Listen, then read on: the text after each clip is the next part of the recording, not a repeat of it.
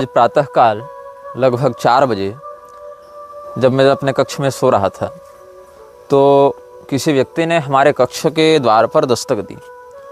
तो 1-2 बार तो मैं सुन नहीं पाया और कुछ देर के बाद जब मेरे नेत्र खुले, जब मुझे यह अनुभव हुआ कि कोई दरवाजे पर है, मैं बाहर निकला। मैंने दरवाज़ा खोला तो देखा कि कामाख्या में ही एक महानुभाव जो पाठ जपाति करते हैं, यहाँ के हैं तो नहीं किंतु साधना तपस्या के लिए यहीं पर प्रवास कर रहे हैं, वो दरवाजे पर थे प्रातःकाल 4 बजे।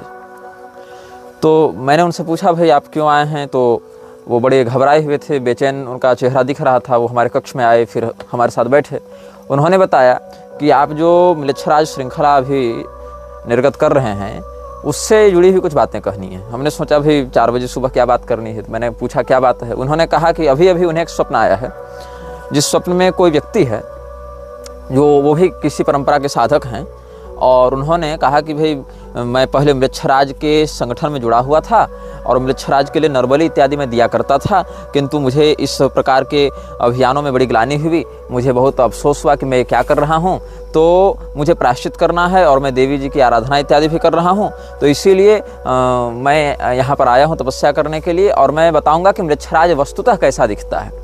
जिस प्रकार के चित्र और जिस प्रकार के घटनाक्रम उसके विषय में प्रसारित किए जा रहे हैं, उनसे अधिक स्पष्ट और उनसे अधिक ठोस मैं आपको चित्र बनाकर दिखा रहा हूँ, क्योंकि मैं उस तत्व को बहुत निकटता से जानता हूँ।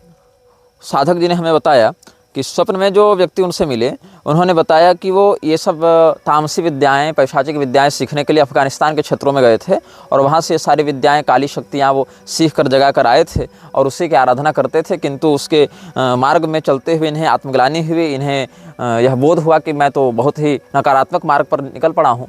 तो फिर भगवती की आराधना करते हुए धीरे धीरे उस मार्ग से मुक्त होने का वो प्रयास कर रहे थे। तो उन्होंने एक श्वेत वर्ण के दीवार पर उसका चित्र बनाकर दिखाया कि वस्तुतः वो कैसा दिखता है। तो उसमें भी 2 शक्तियाँ थीं, एक जो वाहन के रूप में है और एक जो उसके ऊपर सवार है। तो जहाँ मैंने आपको आर्द्र म्लेच्छ और उसके भीतर बैठे हुए अनाम म्लेच्छ के बारे में बताया था, वहाँ पर भी ऐसा ही भाव है कि एक उसको ढो रहा है और दूसरा उसके ऊपर सवारी कर रहा है। अब भौतिक रूप से सवारी कर रहा है कि सांस्कारिक रूप से सवारी कर रहा है, ये सब शक्तियाँ स्थूल रूप में तो कूटस्थ होती नहीं है कि भाई हाथ है तो इतना ही बड़ा होगा, पैर होगा तो इतना ही बड़ा होगा। ये सब कामरूप शक्तियाँ हैं, अपनी इच्छा के अनुसार रूप, आकृति और भाषा, स्वर इत्यादि को परिवर्तित करने का सामर्थ्य रखती हैं ये सब शक्तियाँ। तो उन्होंने जो चित्र बनाया और वो जो साधक प्रातःकाल मुझसे मिलने आए थे, उन्होंने जो बताया, वो लगभग 7 फीट का एक पुरुष, जिसकी ऊपरी खाल नहीं है, ऊपर की चमड़ी नहीं है, उसकी जो मांसपेशियाँ वो दिखती हैं, ऊपरी खाल नहीं है। 7 फीट का एक पुरुष जो सामान्य हट्ठा कट्ठा है, और उसका मस्तक किस प्रकार का दिखता है इतना तो वो नहीं देख पाए। और उसके ऊपर मतलब उस 7 फीट का पुरुष वाहन के समान है, पुरुषाकार वाहन है जो ढो रहा है, और उसके ऊपर एक पिशाच सवार है जिसके 3 मस्तक हैं कंधे पर। एक पिशाच सवार है जिसके 3 मस्तक हैं, मैंने लिख लिया था, और 2 फीट का ही है लगभग। वो बौना पिशाच है, वो लगभग 2 फीट की ही ऊंचाई का है, बहुत काले रंग का है, उसके पंख इत्यादि भी हैं काले रंग का है। उसकी आंखें जो हैं वो बाहर की ओर टपकती हुई लगती हैं, जैसे उल्लू जब अपनी आंखों को फैला कर देखे या मधुमक्खी जब अपनी आंखों को फैला कर देखे तो उसकी आंखें बाहर की ओर निकली हुई दिखाई पड़ती हैं, वैसे ही इसकी आंखें बाहर की ओर निकली हुई हैं। और काले रंग का 2 फीट का लगभग बौने आकार का एक पतला पतला सा शरीर वाला 3 मस्तक का पिशाच उस 7 फीट वाले पुरुषाकार वाहन के ऊपर बैठा हुआ है। और यही उन दोनों तत्वों का एक साकार विग्रह जो स्वप्न में उन साधक को दूसरे किसी साधक ने अंतश्चेतना के माध्यम से संपर्क करके बताया, वो सुबह 4 बजे मेरे कक्ष में आकर वर्णन करके हमें बता रहे थे। वीडियो के कमेंट बॉक्स में आकर, चाहे फेसबुक हो, चाहे यूट्यूब हो, चाहे अन्य लोग जो अपने चैनल पर इस वीडियो को अपलोड कर रहे हैं, उन सभी लोगों के कमेंट बॉक्स में आकर बहुत से धूर्त लोग यह कहने में लगे हुए हैं कि शुक्राचार्य ही यहोवा है, तो शुक्राचार्य ही म्लेच्छराज हैं, शुक्राचार्य ही म्लेच्छ के गुरु हैं। वो म्लेच्छ के गुरु नहीं, वो असुरों के गुरु हैं। पहले इस बात को समझो, म्लेच्छ अलग हैं, असुर अलग हैं। असुरों की सत्ता में बहुत छोटे स्तर पर आते हैं म्लेच्छ, और खुद को कुछ लोग रिसर्चर बता रहे हैं कि हम लोग इसमें रिसर्च कर रहे हैं। और ऐसे ऐसे मूर्ख अनपढ़ रिसर्चर जो कि कहते हैं कि भविष्य पुराण का नाम तो 18 पुराणों में कहीं नहीं है। अरे मूर्ख, तुम देवी भागवती देख लेते, जहाँ भद्वयम शब्द आया है, जहाँ 18 पुराणों की बात है, वहाँ भद्वयम, भ नाम वाले 2 पुराण, भविष्य पुराण और भागवत पुराण, ऐसे समझा जाना चाहिए। मद्वयम भद्वयम च व्रतत्रयम व चतुष्टयम अनापलिंग कुष्कानि ये जो वहाँ श्लोक है, यहाँ पर 18 पुराणों का संकेत है। वहाँ भद्वयम शब्द से भागवत और भविष्य इन दोनों पुराणों का संकेत किया गया है। और श्रीमद् भागवत आदि में भी देख लो, अन्यान्य पुराणों में भी देख लो। किस बात के रिसर्चर हो जी तुम, जो तुमको 18 पुराणों का नाम नहीं पता है? और जिसको 18 पुराणों का नाम नहीं पता है, संदर्भ नहीं पता है, वो सीधे सीधे किसी पुराण को प्रामाणिक या अप्रामाणिक कहने आया है। तो ऐसे ऐसे अनपढ़ लोग हिंदू धर्म में घुसे हैं ज्ञान देने। बहुत दयनीय स्थिति है। और हो भी क्यों नहीं, यहाँ तो ऐसे ऐसे मूर्ख महामंडलेश्वर और जगतगुरु बने हुए हैं जिनको नेताओं की चापलूसी और अपने महिमा मंडन से फुर्सत नहीं, लड़की नचाने से फुर्सत नहीं। ऐसे ऐसे लोग सन्यासी बने हुए हैं। और हिंदू भी धर्म के ज्ञान के लिए जाएगा कहाँ? तो इंटरनेट में जाएगा। और इंटरनेट में यही सब सारे लोगों ने कचड़ा भर रखा है। जो जिज्ञासु होता है वो तद्विधि प्रणिपातेन परिप्रश्नेन सेवया, सेवा प्रणिपात समर्पण तपश्चर्या का आश्रय लेकर सदगुरु के पास जाता है कि इंटरनेट के पास जाता है? तो इंटरनेट से प्राप्त हुआ ज्ञान तो विकृत और असत्य और यथार्थ ही होगा। अब कुछ लोग ऐसा कर रहे हैं कि म्लेच्छराज के टॉपिक को उठाकर काल्पनिक बातें चेप रहे हैं।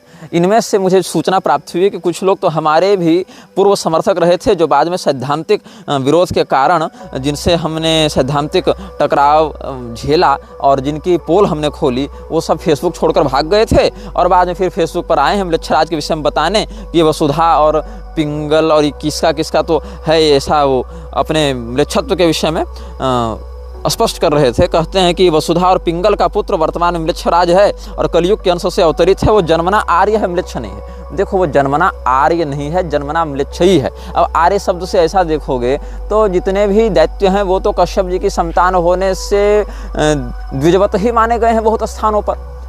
तो ऐसा थोड़े कि उन सबको हम ब्राह्मण कह दें। और जितने भी म्लेच्छ हैं उनको असंस्कृत होने से ही अनार्य कहा गया है। तो अनार्य जो व्यक्ति है वो आर्य नहीं हो सकता है, चाहे जन्म की दृष्टि से वो कुछ भी रहा हो पहले, लेकिन संस्कार शुद्धि न होने के कारण वो नष्ट ही हो जाता है संस्कार की दृष्टि से। अब ये लोग कह रहे हैं कि भाई वो तो प्रधानता से वेद मार्गी है और प्रधानता से वैदिक प्रयोगों से ही शक्तियाँ प्राप्त किया हुआ है। देखो, वेद की शक्तियों का प्रयोग करके, वैदिक मंत्रों का प्रयोग करके वो शक्तियाँ प्राप्त नहीं कर रहा है। वो विशुद्ध रूप से पश्चिमामनाय के ही आगमों का प्रयोग कर रहा है। और यहाँ पर भी मेरी बात को चुरा कर ये कहते हैं कि फिर उसने सहस्र वर्षों तक भगवान रुद्र की पश्चिमामनाय के पैशाच संप्रदाय से उपासना करके संपूर्ण विश्व पर एकाधिपत्य करने का वर प्राप्त करके देवताओं के बल को छीण करने के लिए अपने अनुचरों के द्वारा भारत के आर्य धर्म के नाश में लगा हुआ है। पैशाच मार्ग का तो केवल उत्थापक और व्यवस्थापक है। अपने अनुयायियों के हितार्थ उसने पैशाच मार्ग का प्रवर्तन किया। अब जिस व्यक्ति ने ये लिखा है वो स्वयं से कुछ लिखने का सामर्थ्य रखता नहीं है।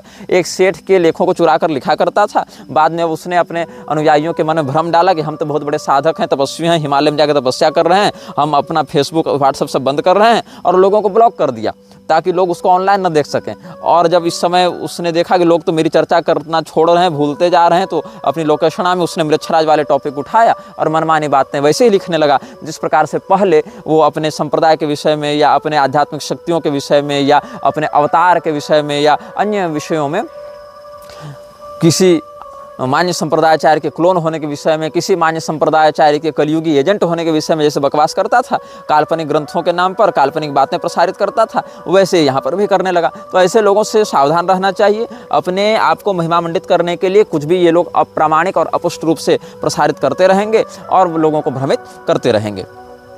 लाइव आने का ढोंग, अपनी चेहरा, अपनी पहचान को छिपा कर ये लोग नकली बातों से लोगों को भयाक्रांत करते हैं। कहते हैं हम लाइव आकर अपने वास्तविक चेहरे को दिखाएंगे, वो भी नहीं दिखाते।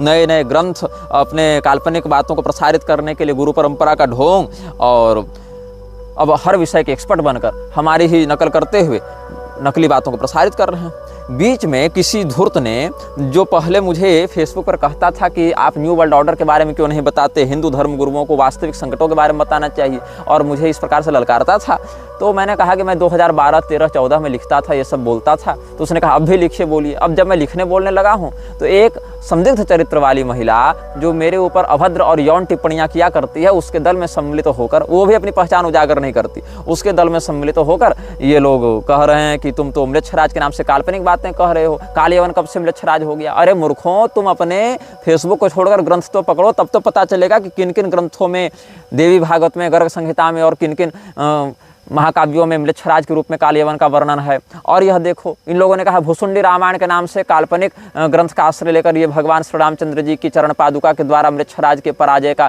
काल्पनिक व्याख्यान कर रहा है निग्रहाचार्य। अरे मूर्खों, मैं भुसुंडी रामायण के दक्षिण खंड से बता रहा हूँ, 51वां 52वां अध्याय पढ़ो और भुसुंडी रामायण कोई काल्पनिक ग्रंथ नहीं है। भुसुंडी रामायण एक प्रामाणिक प्राचीन धर्मशास्त्र है और स्वामी करपात्री जी ने रामायण मीमांसा में भुसुंडी रामायण को प्रामाणिक धर्मशास्त्र के रूप में, प्राचीन रामायण के रूप में मान्यता दी है। तुम जिस परंपरा के सदस्य होने का ढोंग करते हो, उसी परंपरा के आचार्य के द्वारा प्रमाण के रूप में स्वीकृत किए ग्रंथों पर भी तो कम से कम श्रद्धा रखना सीखो। अच्छा, इसमें एक विषय और आया था बीच में जो कि मैं नहीं बताना चाहता था, लेकिन फिर भी कुछ लोग पूछ रहे थे तो बता दूंगा। जो मौन नरपतियों का 300 वर्षों का कार्यकाल है, उसमें बीच में राजतंत्र भी रहेगा और कहीं कहीं लोकतंत्र भी रहेगा, दोनों का मिश्रित काल चलेगा। अब लोग पूछेंगे कैसे? ऐसे कि जिस समय औरंगजेब का शासन दिल्ली में था, उसी समय शिवाजी महाराज का शासन महाराष्ट्र में था, तो समानांतर रूप से जो उनका हिंदवी स्वराज था वो भी आगे बढ़ रहा था और उधर से मुगल सत्ता भी अपना कार्य कर ही रही थी, तो दोनों का काल समान हो गया। तो लोग कहेंगे कि तुम एक बात स्पष्ट करो कि उस समय शिवाजी का शासन था कि उस समय औरंगजेब का शासन था? शासन तो दोनों का था, अपने अपने क्षेत्रों में, समग्रता से तो दोनों का नहीं था, अपने अपने क्षेत्र में दोनों का विस्तार था, बीच बीच में भिड़ंत संघर्ष इत्यादि होते रहते थे, जहाँ जहाँ सीमा का टकराव होता था। वैसे ही एक राजतंत्र के पुरोधा महाराज देवकर्ण भी आएंगे। देवकर्ण के विषय में हमने मंदसौर की धर्मसभा में, या मुझे लग रहा है कि और भी अन्य स्थानों पर खाचरोद इत्यादि के धर्मसभा में भी हमने संकेत किया था। तो देवकर्ण के विषय में भी हम आपको बता दें कि एक राजा देवकर्ण होंगे, और वो कब होंगे, कहाँ होंगे? तो आर्जिक नामक राजा के पुत्र देवकर्ण गंगोत्री वाले शिखर पर जाकर हिमालय में 12 वर्षों तक तपस्या करेंगे। तस्य पुत्रो देवकर्णो गंगोत्रगिरि मूर्धनि द्वादशाब्दं तपो घोरम तेपे राज्य विवृद्धये तदा भगवती गंगा तपसा तस्य धीमतः स्वरूपम स्वेच्छया प्राप्य ब्रह्मलोकम जगामः कुबेरश्च तदागत्य दत्त्वा तस्मै महत्पदम् आर्याणां मण्डलीकं च तत्रैवान्तर्धीयत मण्डलीको देवकर्णो बभूव राज्य जनपालकः षष्ट्यब्दं च कृतं राज्यं तेन राज्ञा महीतले तदन्वयेष्ट भूपाश्च बभूवुर्देवपूजकाः द्विशताब्दं पदं कृत्वा स्वर्गलोकमुपाययुः एकादशश्च यो मौनः पन्नगारिरिति श्रुतः 40 वर्षाणि राज्यं कृत्वा प्रयत्नतः स्वर्गलोकं गतो राजा पन्नगैर्मरणं गतः एवं च मौन जातीय कृतम राज्यम महीतले। यहाँ पर जो राजा आर्जिक हैं, उनके पुत्र देवकर्ण का वर्णन भविष्य पुराण में प्राप्त होता है। भविष्य पुराण में बहुत से विषय भूतकालिक गति से लिखे गए हैं, मतलब कि हम ऐसी भाषा में लिख रहे हैं जो भूतकाल में घटनाएं घटित हो चुकी हैं उनके लिए बताया जाता है। इसके पीछे एक और कारण है। भविष्य पुराण के नाम के पीछे दो बातें हैं। एक है भविष्य में होने वाली घटनाओं का वर्णन करने वाला पुराण, यह भी एक सामान्य अर्थ है। दूसरा एक रहस्यार्थ है, भविष्य के लोग इन घटनाओं के विषय में कैसे चर्चा करेंगे। भविष्य में इस पुराण के विषय में जब चर्चा की जाएगी तो लोग किस प्रकार के संवाद का प्रयोग करेंगे। तो लोग कहेंगे कि अमुक काल में अमुक राजा हुआ था, तो भविष्य के लोग ऐसी शैली में चर्चा करेंगे। इस भाव से भी भविष्य पुराण कहा जा सकता है। और कल्कि पुराण की भी जो कथावृत्ति सुखदेव जी ने वर्णित की है, अनुभागवत भी कहा जाता है कल्कि पुराण को, वहाँ भी ऐसी शब्दावली का प्रयोग किया गया भूतकालिक रीति से, जैसे लगे कल्कि अवतार हो चुका है।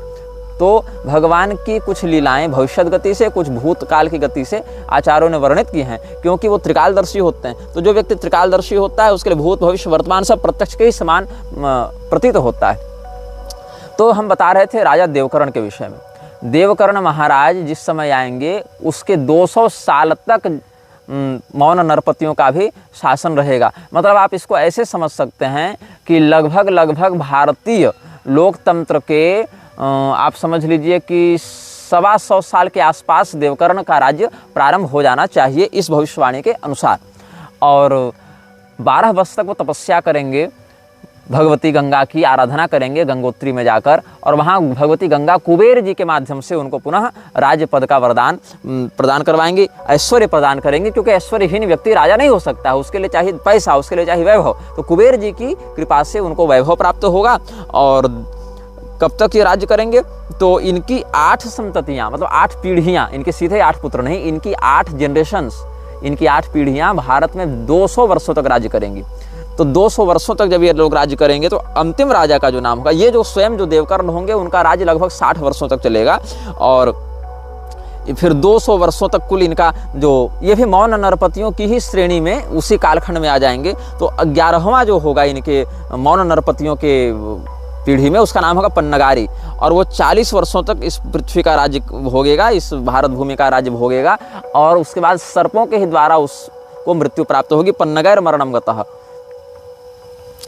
और यहाँ पर स्वर्गलोकम गतो राजा पन्नगैर मरणम गतः, और इस प्रकार से मौन नरपतियों का जब शासन समाप्त होगा तब हम जो पिछले अनुभागों में आपको बता चुके थे अन्य राजाओं का वर्णन, जहाँ पर धर्मवर्मा, रामचंद्र इत्यादि नाम के कुछ राजा होंगे और अंत में भूत नंदी होगा। तो भूत नंदी कब आएगा? जब 2264 विक्रम संवत होगा। अभी 2081 समाप्त होने वाला है। 2264 विक्रम संवत में भूत नंदी राजा बनेगा जो 50 साल राज्य करेगा। फिर उसके बाद शिशु नंदी राजा बनेगा जो 20 साल राज्य करेगा। फिर यशो नंदी राजा बनेगा जो 25 साल राज्य करेगा। फिर प्रवीरक राजा बनेगा जो 106 वर्ष राज्य करेगा, जो 11 वर्ष राज्य करेगा। तो 50, 20, 25 और 11, 106 वर्ष का हो गया। उसी समय अफगानिस्तान के क्षेत्र में म्लेच्छराज की सेना और यशोनंदी और प्रवीरक की सेना का युद्ध होगा, जिसमें एक ही महीने में 1 लाख म्लेच्छ मरेंगे और 60,000 भारतीय सैनिक मरेंगे। जिसके बाद यशोनंदी को अपनी पुत्री जालवती का कन्यादान करके म्लेच्छराज घुसपैठ करेगा। उससे होने वाली बाहलिक इत्यादि संतानें भी म्लेच्छ कहलाएंगे। युद्ध से तो यहाँ जीत नहीं पा रहा है म्लेच्छराज, तो उस समय क्या करेगा? घुसपैठ करके पारिवारिक रिश्ता जोड़कर उसके खून को विकृत करेगा और वहाँ अपने नाते के माध्यम से वो पारिवारिक घुसपैठ करके भारत पर कब्जा कर लेगा। उसके बाद बाहलिक इत्यादि 13 पीढ़ी तक 400 वर्षों तक जिसका वंश राज्य करेगा।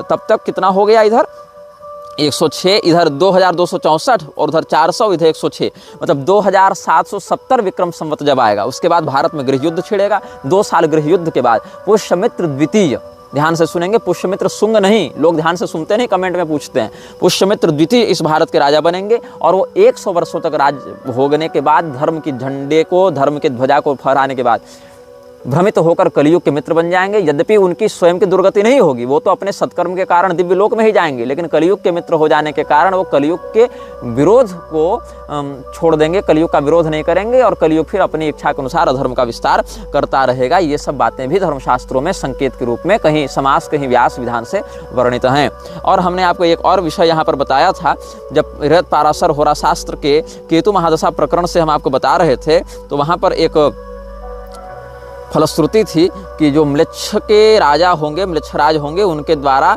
इस व्यक्ति को धन प्राप्त होगा। जो व्यक्ति केतु की अशुभ दशा का फल, केतु की उत्तम दशा का फल भोगेगा। केतु उत्कृष्ट दशा करोति विजय क्रूर क्रियार्थागमम म्लेच्छमापति लब्ध भाग्य कवन प्रारंभ शत्रुच्छयान। और इसी में केतु के अंतर्गत यदि राहु की अंतर्दशा आ जावे तो विशेष करके यह फल घटित होने लग जाता है। यहाँ पर आप बृहत पाराशर होरा शास्त्र में ही देखेंगे तो केतु अंतर्गते राहु स्वच्छ मित्र स्वराशिगे, केतु की महादशा में अंतर्दशा राहु की चले और राहु शुभ राशि में हो, उच्च राशि में हो, मित्र गृह में हो या स्वगृह में हो या केंद्र त्रिकोण इत्यादि में हो, तो म्लेच्छ प्रभु वसात सौक्षम धन धान्य फलादिकम, म्लेच्छ राज के सहयोग से, उसकी कृपा से उसको सुख, धन धान्य, प्रतिष्ठा इत्यादि की भी प्राप्ति होती है। ऐसा बृहत पाराशर होरा शास्त्र में भविष्यवाणी की गई है। एक लक्ष्यराज नामक व्यक्ति ने हमारे फेसबुक पेज पर किसी श्रृंखला के अनुभाग में टिप्पणी की थी। वो टिप्पणी भी मैं पढ़कर सुना देता हूँ। ये लिखते हैं कि पूज्य आचार्यवर, ईसाई मत में एक सैटेनिक चर्च है जहाँ पर ठीक ठीक म्लेच्छराज जैसे स्वरूप वाले एक शैतान की प्रतिमा स्थापित है। उसका मुख गधे के जैसा, पंख हैं और पैर घोड़े जैसे हैं। इस शैतान म्लेच्छराज की प्रतिमा के इर्द गिर्द वहाँ पे 15 ऐसे चित्रपट लगे हैं जिनमें मानवीय स्वरूप का ज्यामितीय रूप चित्रित है, पर कोई शारीरिक रूप का चित्रण नहीं है। यह स्थान बड़ा विवादास्पद और विचित्र है। देखिए, ये बात मैं जानता नहीं था कि कहीं कुछ ऐसी बात है। ये जैसा बता रहे हैं वैसा मैं आपको पढ़ के सुना रहा हूँ। कुछ यहूदी पोप को भी इसी शैतान का गुप्त अनुयायी बताते हैं, यद्यपि मेरे शोध से भी यह बात कुछ अंशों में ग्राह्य है। जिस प्रकार हमारी वैदिक संस्कृति में जगतगुरु शंकराचार्य जी किसी भी राजा या अन्य आचार्य आदि के चरण तक नहीं स्पर्श करते, ऐसा ही नियम ईसाइयों में भी है। फिर भी पोप का चित्र एक बार देखने में आया था जहां वह एक मुसलमान राजा, संभवतः अरब के राजा के पैरों को चूम रहा था। अन्य भी कई सारी बातें हैं जिससे इस बात की पुष्टि होती है। जैसे वेटिकन सिटी के धार्मिक सभागार में सर्प की आकृति बनवाना पोप के द्वारा, जबकि सर्प को ईसाई मत में शैतान और का प्रतीक मानकर शत्रु माना गया, शैतान समझते हुए। अस्तु, अन्य भी कई प्रकरण हैं जिससे आपकी द्वारा बताई जा रही बातें मेरे निजी शोध को भी बल और संतुष्टि प्रदान कर रही हैं। आप इस श्रृंखला को चलाते रहें और निर्भय होकर वक्तव्य दें। सादर प्रणाम। जय श्री जानकी वल्लभ भगवान, जय श्री आंजनेय महास्वामी जी। ये इन्होंने कहा लक्ष्यराज जी ने। और इसके अतिरिक्त व्हाट्सएप और फेसबुक पर भी कुछ लोगों ने संपर्क किया, जिसमें एक बंगाल के कूच बिहार से कोई सज्जन हैं और एक कोई दूसरे व्यक्ति हैं। और इन्होंने ऐसा हमको संदेश भेजा है। एक दूसरे व्यक्ति जो हैं वो अन्य बहुत लंबे चौड़े उन्होंने मैसेज भेजे हैं और उन्होंने बहुत कुछ म्लेच्छराज के विषय में खुलकर बताया और कहा है कि इनका वंश कई पीढ़ियों से म्लेच्छराज से टकराता रहा है। इन्होंने ऑडियो में भी बहुत सारी बातें बताई हैं, जिसको मैं समयानुसार प्रकाशित करूंगा यदि आप लोगों की बुद्धि का स्तर वैसा दिखा। और बहुत कुछ इन्होंने लिख कर भी भेजा है, चित्र इत्यादि भी भेजे हैं। अपने पिताजी के जो भारतीय सेना में पूर्व कमांडो रहे थे और 1965, 67 और 71 तीनों में युद्ध लड़े हैं, पाकिस्तान, चीन और बांग्लादेश के साथ। अब तो ये परलोक चले गए। अपनी माता जी का ये चित्र भेजते हैं, अपना और अपनी पत्नी का चित्र भेजते हैं। और ये पहले तो म्लेच्छराज के प्रभाव में आकर खूब मांस मदिरा इत्यादि किए थे, बाद में ये सब कुछ छोड़ दिए, ये तंबाकू, बीड़ी, सिगरेट इत्यादि भी छोड़ दिए और बहुत प्रकार से मृत्यु का सामना करते हुए बचे। और ये पीढ़ियों से म्लेच्छराज के अभियानों को खंडित करने के लिए गुप्त रूप से लगे हुए हैं, ऐसा ये दावा कर रहे हैं। और बहुत कुछ मिलकर भी ये बात करना चाहते हैं। कहते हैं कि मैं सारी बात तो यहाँ पर नहीं बता पाऊंगा। मिलिट्री ग्रेड आर्टिफिशियल सैटेलाइट्स भी हर इंसान को डिस्टिंक्ट ब्रेन सिग्नेचर को पहचानती हैं और फियर, एंजाइटी, डिप्रेशन इत्यादि सब रोग दोष इत्यादि को भी ट्रांसमिट कर सकती हैं। इसीलिए मैं ऑडियो पर बहुत कुछ नहीं बताऊँगा और सब कुछ आपको लिख कर भेजता हूँ। और बहुत कुछ इन्होंने अपना क्रोनोलॉजिकल बताया है। Most royal blood lines are their evil gene pools too. और यही कारण है कि इन्होंने अपने शरीर में कुछ ऐसी विकृति अनुभव की म्लेच्छराज से टकराने के फलस्वरूप कि इन्होंने कहा कि यदि मैं संतान उत्पन्न करूंगा तो मेरी संतानों पर भी उसका नकारात्मक प्रभाव पड़ेगा, इसीलिए संतान उत्पन्न नहीं करेंगे। क्योंकि इनको अपनी जो पूर्वज परंपरा है वहाँ से पता चला कि इनके वंश में जर्मन ब्लड भी सम्मिलित हुआ था, जर्मन और स्विस ब्लड इनके वंश में सम्मिलित हुआ था, ऐसा शायद ये कुछ लिख रहे थे। तो फिर इन्होंने यह भी निर्णय लिया है कि आगे संतान को उत्पन्न नहीं करेंगे ताकि और कोई सांकर्य प्रसारित न हो। तो इस प्रकार से ये बहुत से लोग इस श्रृंखला के माध्यम से अपने उन रहस्यों को और उन अभियानों को प्रकाशित कर रहे हैं जो आज तक वो लड़ते आ रहे थे, आज तक वो संघर्ष करते आ रहे थे। और उनको एक आशा थी कि कोई व्यक्ति सामने आकर मुखर होकर इन रहस्यों पर चर्चा करे, इन रहस्यों पर बातचीत करे। तो हमारे माध्यम से इनको कुछ आशा दिखी होगी। कल्कि पुराण में एक बहुत ही उक्ति सुंदर है और महत्वपूर्ण है। आज मैं कल्कि पुराण का भी अध्ययन कर रहा था, जो कि शास्त्रों का अध्ययन तो करते ही रहते हैं। तो वहाँ पर एक बड़ी सुंदर उक्ति हमें मिली और उस उक्ति को आप जितनी गंभीरता से समझेंगे सनातन धर्म के प्रति उतने अच्छे से कार्य कर पाएंगे। 3 पंक्तियाँ, 1.5 श्लोक हैं। अवध्यस्य वधे यावांस तावान वध्यस्य रक्षणे इत्याह भगवान व्यासः सर्व वेदार्थ तत्परः प्रायश्चित्तम न तत्रास्ति यत्रा धर्मः प्रवर्तते।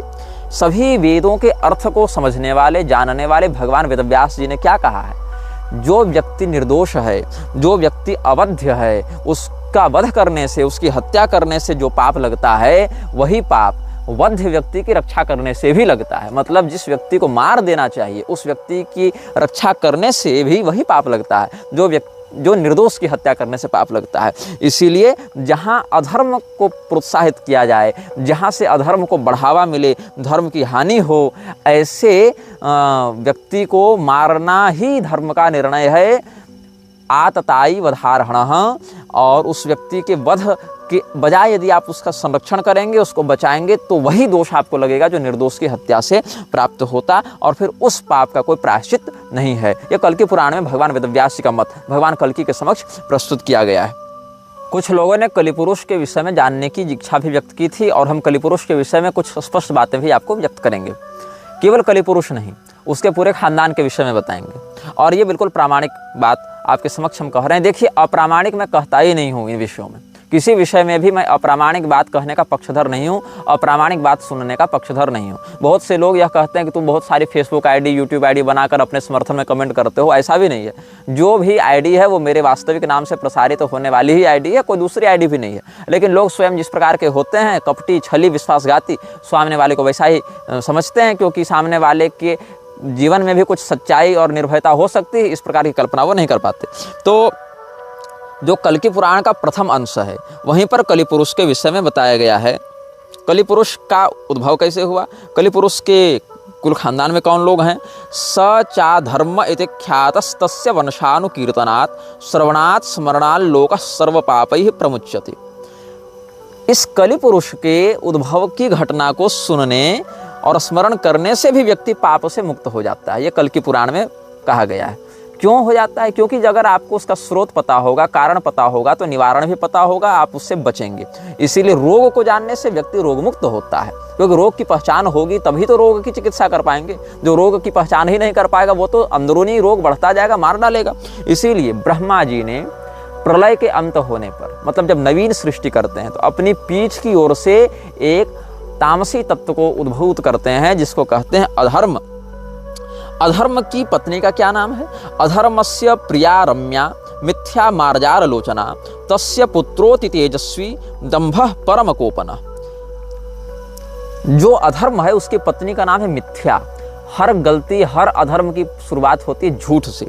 और ये मिथ्या देवी कैसी दिखती हैं? ये मार्जार लोचना, इसकी आंखें बिल्ली की आंखों के समान दिखाई पड़ती हैं। और इसी से बहुत क्रोध करने वाले एक पुत्र की उत्पत्ति हुई, जिसको कहते हैं दंभ। और ये दंभ बड़ा तेजस्वी है, अच्छे अच्छे लोगों को अपने प्रभाव में ले लेता है, अपने वश में कर लेता है। और जो 15 लोग मृच्छराज के समूह में हैं, काउंसिल ऑफ 17 रूल्ड बाय 2। अच्छा, इसमें भी एक बात है कि कोई अंश है 2 किंग्स, शायद बाइबल में है या कहाँ है, वहाँ कोई व्यक्ति कमेंट करके बता रहे थे कि 2 किंग्स का जो 17वां है अनुच्छेद, 2 किंग्स का 17th, उसमें वो जो दोनों मृक्ष हैं उनके लिए बच्चों के बलिदान का वर्णन है, जो अग्निकुंड में बच्चों के बलि दे दिया करते थे ना, बाल वर्षिप इत्यादि भी बहुत से लोग कहते हैं। और हमने जो कहा था सीरियन सभ्यता वाले जो राजागण थे वो अपने पहले बच्चे का बलिदान कर देते थे अग्निकुंड में, वो सब बातें 2 किंग्स के 17th पैरा में वर्णित हैं। और वो कहे कि आपकी शब्दावली मिलती जुलती है काउंसिल ऑफ 17 रूल्ड बाय 2 से। तो जो 15 पार्षद हैं उनमें एक दंभ भी है। तो तस्य पुत्रोति तेजस्वी दंभः परम कोपनः। और इसी से एक पुत्री का भी जन्म हुआ, अधर्म और मिथ्या के माध्यम से एक पुत्री का जन्म हुआ, जिसको कहते हैं माया। ये माया ब्रह्म माया वाली नहीं है, महामाया वाली नहीं है। ये माया जो है वो बंधन कारिणी माया है, जो लोगों को भटकाने वाली माया है और लोगों को अधर्म की ओर आकर्षित करने वाली माया है। मतलब ये अज्ञानोद्भूता माया है। तो स मायायां भगिन्यां तु लोभम पुत्रम च कन्यकाम निकृतिम जनयामास तयोः क्रोधः सुतो भवत्। अब ये माया कौन है? ये माया तो दंभ की बहन है, लेकिन इसी दंभ ने अपनी बहन से संतान को उत्पन्न किया और उस संतान का नाम हुआ लोभ। और एक बेटी भी हुई जिसका नाम था निकृति। अब ये जो निकृति है और जो लोभ हैं, ये दोनों भी भाई बहन लगे आपस में, लेकिन इन दोनों ने आपस में संतान उत्पन्न कर लिया, मतलब पूरा खानदानी चौपट है। तो पहले अधर्म ने अपनी बहन मिथ्या से दंभ नामक पुत्र को जन्म दिया, फिर दंभ ने अपनी बहन माया से लोभ नामक पुत्र को जन्म दिया और निकृति नामक पुत्री को, फिर लोभ ने अपनी बहन निकृति से क्रोध को जन्म दिया और क्रोध ने अपनी बहन हिंसा के माध्यम से कलि पुरुष को जन्म दिया। तो स हिंसायां भगिन्यां तु जनयामास तम कलिम वाम हस्तधृतोपस्थम तैलाभ्यंजान जनप्रभम काकोदरम करालास्यम लोलज्जिह्वम भयानकम पूतिगंधम द्यूत मध्य स्त्री सुवर्णकृताश्रयम। तो ये जो कलि पुरुष है उसके जो खानदान की बात है वो कैसे हुई? ब्रह्मा जी की पीठ से अधर्म और मिथ्या का जन्म हुआ। अधर्म और मिथ्या आपस में यद्यपि भाई बहन थे, किंतु उन्होंने दंभ नामक पुत्र को जन्म दिया और माया नामक पुत्री को जन्म दिया। फिर अपनी बहन माया से दंभ ने लोभ और निकृति को जन्म दिया, फिर लोभ ने अपनी बहन निकृति के माध्यम से क्रोध और हिंसा को जन्म दिया और क्रोध ने अपनी बहन हिंसा के माध्यम से कलि पुरुष को जन्म दिया। पुनः स्पष्ट करने के लिए हमने इस बात को दोबारा आपको बता दिया है। अब ये जो बुद्धि को, विवेक को नष्ट करके व्यक्ति को भ्रमित करने वाली उन्माद कारिणी जो शक्ति है, उसी को यहाँ माया शब्द से समझा जाना चाहिए। और उसी माया और अधर्म के पूरे ये वंशज हैं। और यह जो कलि पुरुष है उसका स्वरूप कैसा बताया गया कल के पुराण में? अपने बाएं हाथ में उपस्थ भाग को धारण करके। और वह उपस्थ कैसा है?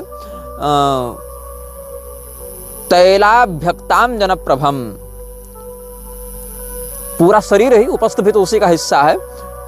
काले रंग के काजल से पूरा शरीर चुपड़ा हुआ है और उसके ऊपर तेल डाल दीजिए तो चमकीला काला हो जाएगा शरीर। मतलब काले रंग का काजल है और पूरा शरीर काजल के समान काला है, उसके ऊपर तेल डाल दीजिए तो चमकेगा, उस प्रकार का इसका शरीर है। और काकोदरम करालास्यम लोलज्जिह्वम भयानकम। इसका जो पेट है वह कौवे के समान दिखाई पड़ता है। करालास्यम, जो इसका मुख है बहुत विकराल है, इसकी जिह्वा बिल्कुल लपलपाती हुई है, भयानक है। और इसके शरीर से बहुत भीषण दुर्गंध आती है। जुआ, शराब, व्यभिचार और धन के मद स्वर्ण आदि में इसका वास हो गया। और इस कलिपुरुष की बहन का नाम है दुरुक्ति, मतलब गाली। तो भगिन्याम तो दुरुक्त्याम स भयम पुत्रम च कन्यकाम मृत्युम स जनयामाश्च तयोश्च निरोयो भवत्। कलिपुरुष ने अपनी बहन दुरुक्ति के गर्भ से भयानक नामक पुत्र को जन्म दिया और मृत्यु नाम की पुत्री को जन्म दिया। और मृत्यु ने अपने भाई भय के वीर्य से निरय मतलब नरक के अधिष्ठाता पुत्र को जन्म दिया है। तो यातनायाम भगिन्याम तो लेभे पुत्रा युतायुतम इत्थम कलिकुले जाता बहवो धर्म निंदका। अब निरय ने भी अपनी बहन से ही बच्चा उत्पन्न किया, उसकी बहन का नाम था यातना। तो निरय ने अपनी बहन यातना से बहुत से पुत्रों को जन्म दिया, हजारों हजार पुत्रों को जन्म दिया। और ये हजारों हजार पुत्रों में से आधि, व्याधि, जरा, ग्लानि, दुख, शोक, भय इत्यादि कुछ प्रधान पुत्र हैं। ब्रह्मा जी की पीठ से अधर्म और मिथ्या का जन्म हुआ। अधर्म और मिथ्या ने अपने संयोग से दंभ और माया को जन्म दिया। दंभ ने अपनी बहन माया के गर्भ से लोभ और निकृति को जन्म दिया। लोभ ने अपनी बहन निकृति के माध्यम से क्रोध और हिंसा को जन्म दिया। क्रोध ने अपनी बहन हिंसा के माध्यम से कलि पुरुष और दुरुक्ति को जन्म दिया। कलि पुरुष ने अपनी बहन दुरुक्ति के गर्भ से भयानक नामक पुत्र और मृत्यु नामक पुत्री को जन्म दिया। फिर मृत्यु ने भय के गर्भ से अपने भाई के माध्यम से निरय और यातना नामक संततियों को जन्म दिया। निरय ने अपनी बहन यातना के गर्भ से हजारों पुत्रों को जन्म दिया, जो कलयुग के वंश को, उसके परंपरा को आगे बढ़ाने वाले हुए। और इनका कार्य क्या था? यज्ञाध्ययन दानादि वेद तंत्र विनाशकाः। यज्ञ, स्वाध्याय, दान, श्राद्ध, वेद, तंत्र इत्यादि धर्मशास्त्रों का विनाश करने वाले हुए। और कलिराजानुगाश्चेरुर्यूथसो लोकनाशकाः बभूवुः काल विभ्रष्टाः क्षणिकाः कामुका नराः दंभाचार दुराचारास्तात मातृविहिंसकाः वेदहीना द्विजादीना शूद्र सेवा पराः सदा। ये धर्म निंदक आधि, व्याधि, जरा, ग्लानि, दुख, शोक, भय का आश्रय लेकर यज्ञ, स्वाध्याय, दान, धर्म, श्राद्ध, वेद, तंत्रादि धर्मशास्त्रों का विनाश करने वाले हुए।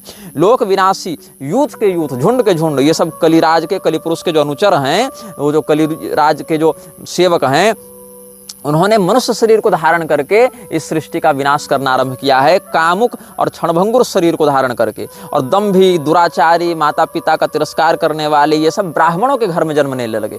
आज भी आप देखें कि तो अधिकांश जो वामपंथी हैं, वो उसमें से जो बड़ी संख्या ब्राह्मणों की है। ये सब ब्राह्मण नहीं है, ये सब ब्राह्मणों के वेश में आए हुए असुर हैं, जो सत्यनिष्ठ, तपोनिष्ठ, शास्त्रनिष्ठ और सदाचारी, संयमी, धीर व्रती ब्राह्मण कुल में उत्पन्न सदाचारी होगा, वही ब्राह्मण माना जाएगा। केवल ब्राह्मण कुल में जन्म लेने मात्र से अगर वो ब्राह्मण संपूर्णता से अभिव्यक्त हो जावे, तो फिर देवी भागवत की भविष्यवाणी निष्फल हो जाएगी, जहां पर दुष्कृत के फलस्वरूप राक्षसों का ब्राह्मण कुल में कलयुग में जन्म लेना भी वर्णित है। तो ऐसे ब्राह्मणों का लक्षण क्या होगा? वो दंभ दुराचार में रहेंगे, शूद्रों की सेवा करेंगे, वेद ज्ञान से विहीन होंगे, कुतर्कवाद बहुला धर्म विक्रयणो धमा, वेद विक्रयणो ब्रात रस विक्रयणस्तथा मांस विक्रयण क्रूरा शिष्णोदर परायणाः परदार रता मत्ता वर्ण संकर कारकाः। धर्म बेचने वाले होंगे, वेद बेचने वाले होंगे, हर बात में कुतर्क करने वाले होंगे, नमक इत्यादि का व्यापार करने वाले होंगे, मांस बेचने वाले होंगे, ब्रात्य हो जाएंगे, यज्ञोपवीत संस्कार इत्यादि को नहीं मानेंगे, केवल लिंग और पेट की संतुष्टि को ही प्रधानता देंगे, दूसरे की स्त्री श्रवण करने वाले होंगे, शराब पीने वाले होंगे, वर्ण संकर संतान को उत्पन्न करने वाले होंगे, ह्रस्वाकारा पापसारा षठा मठ निवासिनः षोडशाब्दायुषः शाल बांधवा नीच संगमाः। ये लोग ह्रस्वाकार होंगे, पाप परायण होंगे, धूर्त शठ होंगे, मठों में रहने वाले हो जाएंगे। मठाधीश, महामंडलेश्वर, ये सब देख रहे हो ना, जगत गुरु बने घूम रहे हैं। इनमें से 100 अगर मठाधीश हैं, उसमें 95 मठाधीश तो ऐसे ही हैं, बस 5 ही कोई विशुद्ध परंपरा का शास्त्री मिल जाए। तो अभी क्या हुआ, कुंडली श्रृंगेरी के नाम से एक जो मठ है, वहां पर जो कोई दत्तराज देश पांडे बना हुआ है, शंकराचार्य, पहले आरएसएस का प्रचारक था, आरएसएस का एजेंट था, वहां शंकराचार्य बन गया। और जो हमने उसका विरोध किया, तो शंकर परंपरा के ही लोग हमको गाली देने आए थे कि तुम शंकराचार्य परंपरा का विरोध करते हो। वो तो देखो सांगोपांग ऋग्वेद पढ़ा हुआ है, 10 ग्रंथि पढ़ा हुआ है परंपरा से। तो हमने भाई कहा कि भाई क्या पढ़ा है क्या नहीं पढ़ा है, उसके साथ साथ उसकी क्रिया और उसका परिणाम भी तो देखो। तो अभी नागपुर में उसने 3 दिन की सभा की, उसमें खूब उसने अविधि पूर्वक मांसाहार का समर्थन किया। देवेंद्र फडणवीस वहीं बैठा हुआ था। तब ये लोग को झटका लगा कि ये क्या कह रहा है। हमने कहा तुमको जो बात आज समझ में आ रही वही बात तुम साल भर से चिल्ला रहे हैं। तब तो तुम लोग कह रहे थे निग्रहाचार्य संतों को गाली देता है, हमारे मठाधीश को, शंकराचार्य परंपरा को गाली देता है। परंपरा को गाली थोड़ी दी हमने, परंपरा में जो ये सब सठा मठ निवासी न घुसे हुए उनको ना हम कह रहे थे। तो तुम लोग को सारी बात समझ में आती है, लेकिन जब तक समझ में आती है तब तक वो समय बीत चुका होता है, हमको तुम लोग पर्याप्त गाली दे चुके होते हो। तो विवाद कलह क्षुब्धा केश वेश विभूषणा कलौ कुलीना धनिनः पूज्या वा धूषिका द्विजा संन्यासिनो गृहासक्ता गृहस्थास्त्व विवेकिनः गुरु निंदा परा धर्म ध्वजनः साधु वंचका। विवाद कलह इत्यादि में क्षुब्ध, केवल साज श्रृंगार मेकअप में आसक्त, धनी कुलीन और ब्याजग्राही ब्राह्मण ही कलयुग में पूजनीय होने लगे हैं। सन्यासी लोग गृहस्थ धर्म के अनुरागी हो जा रहे हैं। देखो अभी कैलासानंद कैसे वो हर्षा छारिया को एकदम अपने पास बुलाने के लिए तड़प रहा है, और अवधेशानंद और रविंद्रपुरी जैसे म्लेच्छ समर्थक उसका कैसे समर्थन कर रहे हैं। पूरा अखाड़ा परिषद आ गया है उसके समर्थन में। एक हीरोइन को नचाने के लिए सारे लोग अपनी लंगोटी खोलकर दौड़े चल रहे हैं, देख लो। और क्या है, महामंडलेश्वर जगत गुरु ब्रह्मनिष्ठ संत हैं ये लोग। तो ये सब धर्म ध्वजन साधु वंचका, ढोंगी, संसार को ठगने वाले, केवल धर्म के नाम पर पाखंड फैलाने वाले ये सब लोग हैं। ये सब बातें हैं। वाचालत्तम च पांडित्य शोर्थ धर्म सेवनम, ये सब बातें हैं। बहुत बोलने वाला व्यक्ति पंडित हो जाएगा, यश प्राप्ति की इच्छा से धर्म प्रचार करने लगेंगे। धनाढ्यत्वम च साधुत्वे दूरे नीरे च तीर्थता सूत्र मात्रेण विप्रत्वम दंड मात्रेण मस्करी। जो धनवान है वही साधु हो जाएगा, जो दूर देश की नदियां केवल वही तीर्थ मानी जाएंगी, अपने घर के बगल की गंगा यमुना को तो प्रदूषित कर देंगे। केवल जनेऊ टांग लेने से लोग कहेंगे हम ब्राह्मण हो गए, और केवल दंड धारण कर लिया तो कह देंगे सन्यासी हो गए। और क्या होगा, अल्पसस्या वसुमती नदी तीरे वरोपिता, नदी अपना किनारा छोड़कर बहेगी, पृथ्वी में अन्न उपजना बहुत कम हो जाएगा। स्त्रियों वेश्यालाप सुखा, स्त्रियां वेश्याओं के समान व्यवहार करके स्वयं को वेश्याओं के समान बाजारू बनाकर प्रदर्शन करने लगेंगी। सपुंसा त्यक्त मानसा, और अपने पति में अनुरक्त नहीं रहेंगी। परान्न लोलुपा विप्राश चंडाल गृह याजका, दूसरे से दक्षिणा और पैसा और सब यशो सम्मान इत्यादि, यशो सम्मान इत्यादि मिल जावे, खूब अन्न मिल जावे, इसके लिए चांडाल इत्यादि के भी घर में जाकर पुरोहित करने लगेंगे। स्त्रियां जो हैं वो स्वच्छंदाचरण प्रिया, जिस प्रकार से स्त्रियों का अनुशासन शास्त्र वर्णित करते हैं उस अनुशासन में नहीं, बल्कि मनमौजी अनुशासन मनमौजी आचरण वाली स्त्रियां हो जाएंगी। मेघ कहीं बारिश करेंगे कहीं नहीं करेंगे। प्रजा भक्षा नृपा लोका कर पीड़ा प्रपीड़िता, निर्मला सीतारमण, जो प्रजा है उसका भक्षण करने के लिए राजा तत्पर रहेंगे, और हर चीज में केवल टैक्स बढ़ाना ही इनका अभिष्ट कार्य होगा। हर चीज में टैक्स लगा दो, टैक्स लगा दो, यही सब कली पुरुष का कार्य है ना। और क्या होगा, एवं तो प्रथमे पादे कलेह कृष्ण वृंदका, भगवान कृष्ण की निंदा करने वाले लोग कलयुग के प्रथम चरण में होंगे। दूसरे चरण में तो भगवान कृष्ण का नाम भी लेने वाले लोग नहीं बचेंगे। द्वितीय तन्नाम हीना, तृतीय वर्ण संकरा, तीसरे चरण में परिपूर्णता से वर्ण संकर हो जाएंगे। और एक वर्णाश चतुर्थे च विस्मृताच्युत सत्क्रिया, और भगवान का पूजन भजन सब छोड़कर चौथे चरण में तो सभी एक वर्णी हो जाएंगे, मतलब सब के सब पूर्णतया म्लेच्छयी हो जाएंगे। ये सब बातें हम नहीं कह रहे, कल की पुराण में ये सब बातें बताई हुई हैं भविष्यवाणी के रूप में, और कली पुरुष के पूरे खानदान का हम आपके समक्ष वर्णन कर चुके हैं। यह वीडियो जल्द ही हटा दिया जा सकता है, कृपया थर्ड पार्टी ऐप्स का उपयोग करके डाउनलोड करें। आप इस वीडियो को अपने चैनल पर फिर से अपलोड भी कर सकते हैं।